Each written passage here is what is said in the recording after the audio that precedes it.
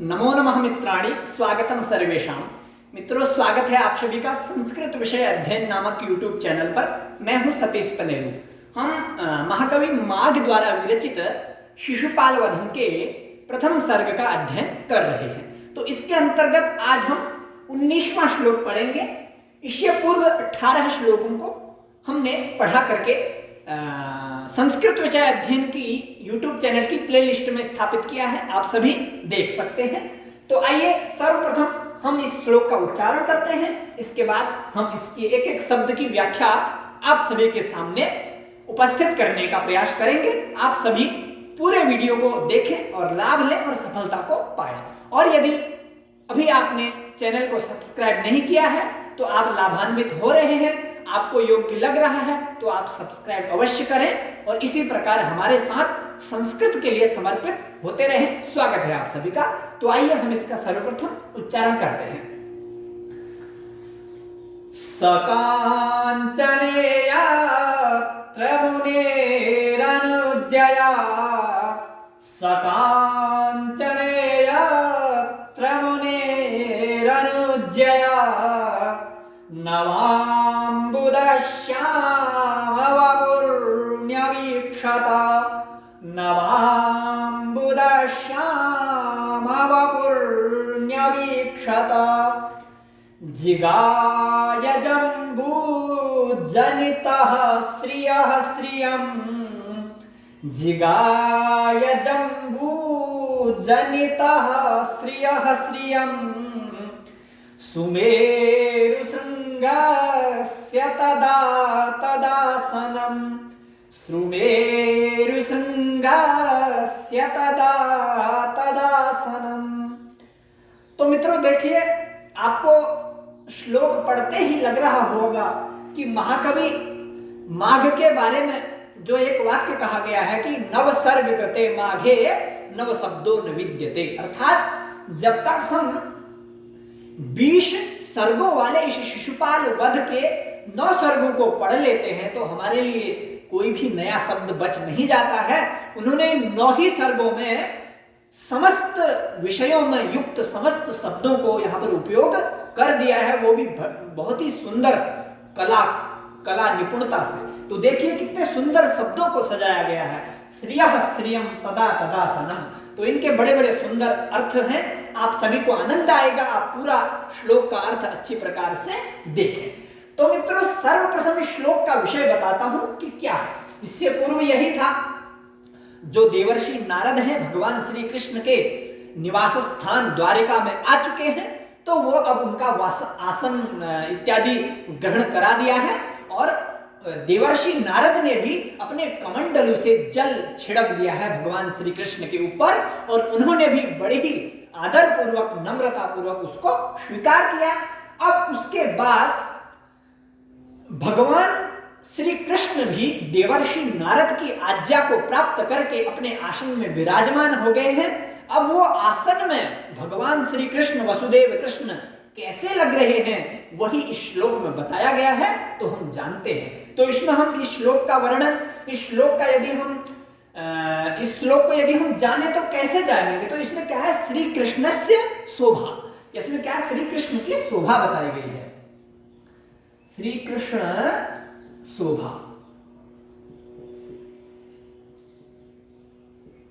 तो श्री कृष्ण की इसमें क्या बताई गई है, शोभा, अर्थात वो किस प्रकार से शोभित हो रहे हैं। तो क्या कहा, पहले का अलग क्रियापद है, दूसरी लाइनों का अलग क्रियापद है। तो कहा कि न्यवीक्षत, ये क्रियापद है न्यवीक्षत, आसन पर बैठ गए। न्यवीक्षत, नी उपसर्ग पूर्वक विष धातु लुंग लकार का रूप है यह। तो अर्थात वो अपने आसन पर न्यवीक्षत बैठ गया। कौन बैठ गए, सह नवाम्बुदश्यामद वपुः सह न्यवीक्षतः,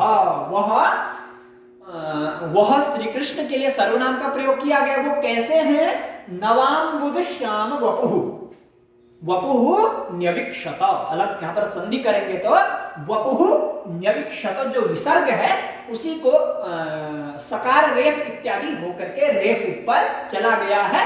तो नवाम बुध श्याम वपुः सह श्री कृष्ण न्यविक्षता, बैठ गए।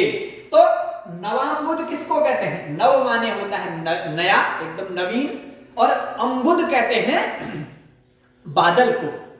ठीक है, अम्बुम अर्थात अम्बुम ददाति इति अम्बुदः, अर्थात अम्बु कहते हैं जल को, तो जल को देने वाला बादल होता है, तो उसको क्या कहेंगे? अम्बुद। और वो अम्बुद अर्थात बादल कैसा है? नव है, नवीन बादल के समान। कैसे हैं वो? श्याम वर्ण के, अर्थात काले वर्ण के, वपुः माने शरीर वाले, अर्थात नए बादल के समान काले वर्ण के शरीर वाले वह श्री कृष्ण बैठ गए।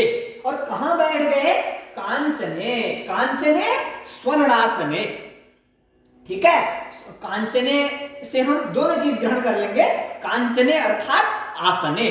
कांचने नवाम्बुद श्याम वपुः सह श्री कृष्ण न्यविक्षत, अर्थात उस स्वर्ण के आसन पर, यत्र जहां, यत्र कांचने जिस आसन पर वह नवाम्बुद श्याम वपुः अर्थात नए बादल के समान श्याम शरीर वाले बैठ गए थे। वो क्यों बैठे थे, कैसे बैठे थे? मुनेः अनुज्ञया, मुनेः षष्ठी का है, मुनेः नारदस्य, नारद की अनुज्ञया आज्ञया, नारद की आज्ञा के द्वारा जहां आसन पर, यत्र माने जहां, कांचने माने आसने, सह नवाम्बुद श्याम वपुः न्यविक्षत। एक लाइन से इतना बताना चाह रहे हैं कि देवर्षि नारद की आज्ञा के माध्यम से जिस आसन पर वह श्याम वर्णीय बादल के समान श्री कृष्ण बैठ गए थे, तद आसनम, उस आसन ने। ठीक है, यहां पर कर्ता कौन था? स नवाम्बुद श्याम वपुः, ये कर्ता था, और यहां कर्ता क्या है? तद आसनम, वह आसन, अर्थात उस आसन ने, उस आसन ने क्या कर लिया? जिगाय, उस आसन ने जीत लिया, कुछ जीत लिया। क्या जीत लिया? श्रियम, तद आसनम, उस आसन ने, आसनम द्वितीया का नहीं है, प्रथमा का है, आसन नपुंसक लिंग है तो रूप चलेंगे आसनम, आसने, आसनानी। तो उस आसन ने श्रियम जिगाय, उस आसन ने शोभा को जीत लिया। तदा, कदा, यदा ते भगवान श्री कृष्णाः आसने उपविष्टाः आसीत्, जब वह श्री कृष्ण अपने स्वर्ण आसन पर भगवान श्री नारद की आज्ञा से बैठ गए थे, तब उस आसन ने, जिस आसन पर वह बैठे थे, उस आसन ने शोभा को जीत लिया। अब किसकी शोभा को जीत लिया वो बताएंगे। श्रियः, श्रियः श्रियम जिगाय, श्रियः की शोभा को अर्थात लक्ष्मी की शोभा को जीत लिया। अब वो लक्ष्मी धन वैभव कहां किसका है?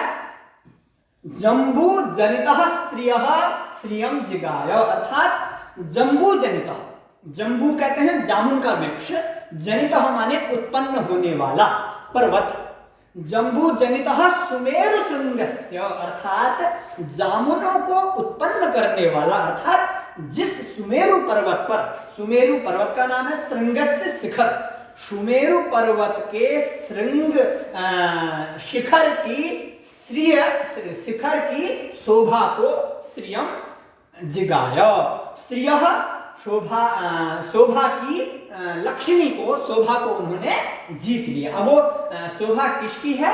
सुमेरु श्रृंगस्य, अर्थात सुमेरु पर्वत की शिखा की शोभा है।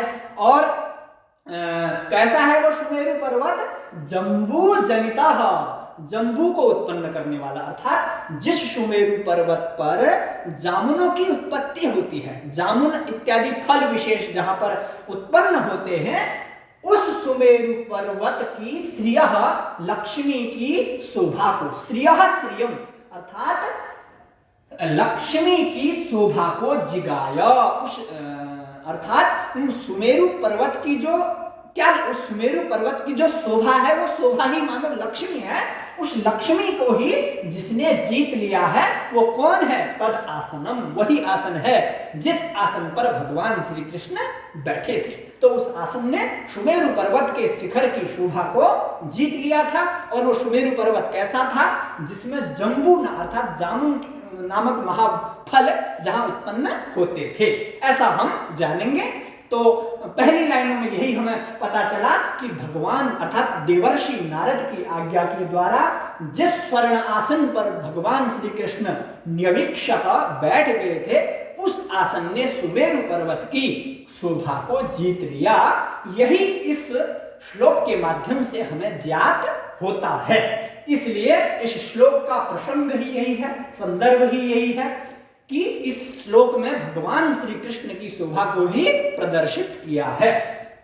इससे पूर्व महाकवि माघ ने देवर्षि नारद की कई श्लोकों में प्रशंसा कर दी। 18 श्लोक तो सारे उन्हीं के नाम पर कि कैसे नारद हैं, कैसे लग रहे थे, कैसे उतर रहे थे, कैसे बैठ गए थे। और अब इन्होंने श्री कृष्ण की शोभा को आरंभ किया है। इसमें भगवान श्री कृष्ण कैसे लग रहे हैं उसको बताया गया है। तो देखिए, यदि भगवान श्री कृष्ण के आसन ने ही सुमेरु पर्वत की शोभा को जीत लिया है, तो स्वयं भगवान श्री कृष्ण क्या क्या नहीं जीत सकते हैं, यह हमें स्वयं ही कल्पित कर लेना चाहिए।